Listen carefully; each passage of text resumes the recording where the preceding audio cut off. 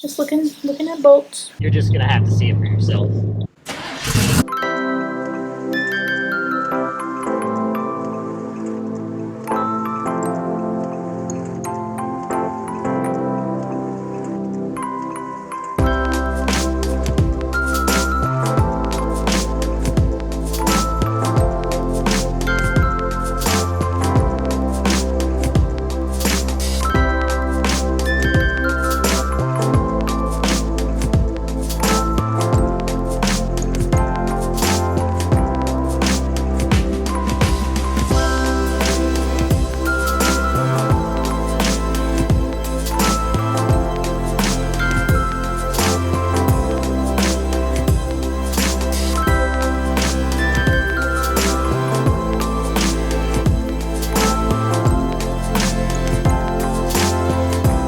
What kind of boats? Marine traders. It's a 1989. Mm-hmm. So we talked earlier about last night I found that I really like the marine traders. And you've always liked them. Mm-hmm. But last night I did research about the Great Loop and fuel costs and things like that. Mm-hmm. And found out that you can do 6,400 nautical miles on a boat like a marine trader for $4,500 worth of fuel. Which is pretty incredible. And we've been looking at twin screw boats. Metro Atlanta to feel little impact from Hurricane Florence as of 6 hours ago. Really? Yeah. That's good. Looks like it's Metro going to Atlanta on be Sunday night. not so When? bad for What us. day? Sunday night. How about wind? The winds will be 25 to 30 miles per hour. Living on a boat, Dad, in Chattanooga, what do you think it'll be like with bad weather?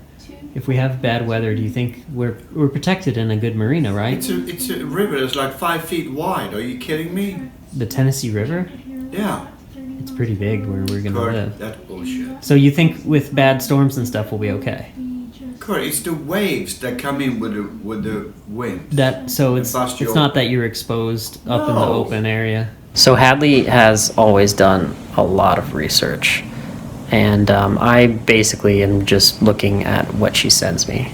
She's really good at finding pretty boats for good prices, and last night we decided, after I did some research, we talked about it today, Marine Trader is definitely the boat that we're going to go for. Unless we see a perfect Chinois Senator, we're going to go with a Marine Trader, which is basically like a Chinois. Definitely decided on the fiberglass hull. Read up a lot about fiberglass and that it's a super safe material in terms of longevity. A hull from the 80s. Someone was saying that these hulls are going to be, aliens will come long after we're extinct and will find plastic, like soda bottles, and they'll find the boat hulls in the marinas and be like, what is all this stuff? And there will be no trace of humanity left and they'll still be there. They're that durable. Fiberglass is really strong and it's easy to work with is what we've been seeing. We watched Tula's Endless Summer. We watched, what was the other channel? Sailing Uma. And we watched Sailing Uma. And in Sailing Uma, they took a $3,000 sailboat and they rebuilt the whole thing. So they did fiberglass work and everything. It's a lot of work, but it looked like they were able to do the whole bottom of their boat in a day. It just shows that it's possible to do this work. It's not really hard. It's just a little time intensive sometimes. It's not as scary to think oh, we buy this boat from the 80s. If there's a chink in the fiberglass, what do we do? So really good news. We're going to buy with much more confidence, knowing that we can make whatever changes we want. If the bed's not in the right place or whatever, we can fix it, Hadley says I'm pickier than she is. She just wants good space, and I want things to be arranged a certain way. So I want the kitchen to be on the entry level of the boat. I don't want the kitchen to be down in the depths of the boat. I think that when you're cooking in your bedroom basically, I hate to think that everything would smell like food. I know it's going to happen anyway, but I want the food up where you're cooking and you can see out the windows, and then you can sit down right there. The table's right next to the kitchen, big dinette with at least 4 people can sit there. And if that can fold down into a guest bed or whatever, that's awesome. But I want to be able to just leave that by itself. I don't want to have to turn it into a bed every night in order to go to bed. I want a designated bedroom, and I want a designated kitchen and dining area. And then the Marine Trader has the upstairs pilot house. It's elevated, it's easy to see around the boat. I don't really like having my vision obscured. I don't even like to drive bow riders because I'm off to the side. I like a center console being in the middle. Those trawlers usually have the seat up there at the top that I like, and single screw, super fuel efficient, we've decided. We're gonna go with one of these Lehman engines, They're 150-ish horsepower, and they're supposed to just keep ticking until the end of time. So we're gonna look for a boat that's maybe a little bit higher priced than the ones that I've been looking at, and we're going to find something that's been taken care of, that's been loved, and that way it'll take care of us, and we don't have to worry about doing a crazy amount of repairs right off the bat in order for it just to be livable. And the number one thing for me is, over the life of the boat, I want it to be safe and economical. Economical? I can say it both ways, right? Yeah. Economical. I'm gonna say economical. If we ever want to go to the Bahamas, like, who doesn't want to go to the Bahamas, right? We can make it there and back on one tank of gas. We don't have to buy fuel in the Bahamas. We'll have like a 900 nautical mile cruising range, which nautical miles are a little bit longer than normal miles. They call them 1.15. or it's 1.15 statute miles to 1 nautical mile. And also the displacement hulls, there's more weight underneath the waterline. So really you're looking at a much more stable boat, very high secondary stability. And these boats can respond to really big wave action and stuff. And unless you're running with big waves coming from behind you and you can't outrun them, you're going to be a lot more safe because of the construction and how it's designed and everything. So last night stayed up really late, and I just like, this is it. We're going for this. And part of it is every other YouTube channel that has these trawlers, they're all these made in Taiwan, like really nice marine traders. Everyone has them.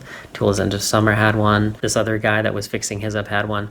And they're the right size, 35, 34 feet. After reading on the forums last night, a 40-foot boat is, like, everyone agrees it's just a huge boat. Like, most people, even people that are on their boats for a year for the Great Loop and stuff that have never been on a boat before, a 40-foot boat is a lot more boat than really you need to have. And the length of the boat at the waterline really affects the fuel consumption and everything, top speed, stuff like that. So it's nicer to have a smaller boat where you can. So anyways, guys, that's just a little about what we're doing. Our goal is to document as we continue the search, and hopefully be able to document and take pictures of the boats we go see. And definitely once we get the boat, we want to document, like, moving on to it and make pretty videos to capture our feelings and the transition to tiny house lifestyle. We've been really interested in tiny housing for a really long time, right? And it's just really cool that we're maybe going to be able to do it here pretty soon. Okay, I think I found all of the potential boats on boats.com. Oh my gosh, you're a natural. I know. Okay, I've sent all of the potential boats to you through your messages. Oh wow, Yep. they're all right there. 1, 2, 3, 4, 5, 6, 7. You have 7 boats to review and see if they come to your standard. So I've got some homework to do. You've got homework. Where's the closest and where's the furthest away? Why are you asking me this? Well, I mean, you picked them all out. Where are they? Are they in Kalamazoo, Michigan? There's Rhode Island. Okay. Any in the Great Lakes? Yes. I've decided that's our ultimate place to buy, is the Great Lakes. Why? Because it's already on the fresh water. It's been out of salt water for a period of time. Nice. And 36 sedan Marine Trader 40K. Click on that one. Ooh. You're so weird.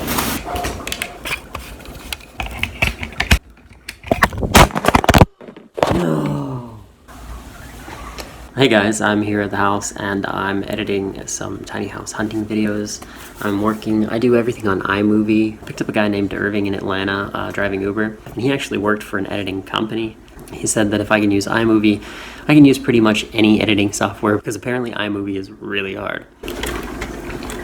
So I probably should get driving here in a little bit, but Hadley's gonna get up and go to work in the next 30 minutes or so, and I kind of want to leave when she leaves, so that she's not the only one here when she wakes up, and so that she's not the only one leaving to go to work. Maybe it'll make her feel better a little bit to know that I'm going to work as well.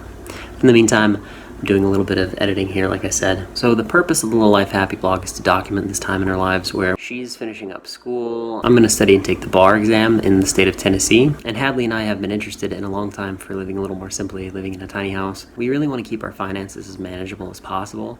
and moving into a camper trailer or moving onto a boat in a marina would be really cool. It would be a different lifestyle, especially living in a marina we think would be really, really neat. So we've really shifted our focus more to boats. And we've had some setbacks and we've had some difficulties finding things that we like, and we've had some difficulties where we find a perfect boat and by the time we even call them, it's sold. That's okay though, we're gonna keep looking and eventually we're gonna find something that works for us, and in the meantime we just get to save up some more. Our goal is to pay off as much of the boat as possible, as soon as possible. If we can save up and buy something cash, that's just one less debt headache to worry about, like have we made the boat payment. So anyways, I'm gonna do some editing here before Hadley wakes up and it's time for me to go to work as well. And it's just really cool that we're maybe gonna be able to do it here pretty soon. Okay, I think I found it for you. Such a good intro. So thanks guys for watching. We just wanted to show you what the boat search looks like. It's like looking for an apartment or a house, except for more heartbreaking when someone takes the one you want. Anyways, we'll see you in the next video, and hope you've enjoyed these tiny house hunting videos. See you later.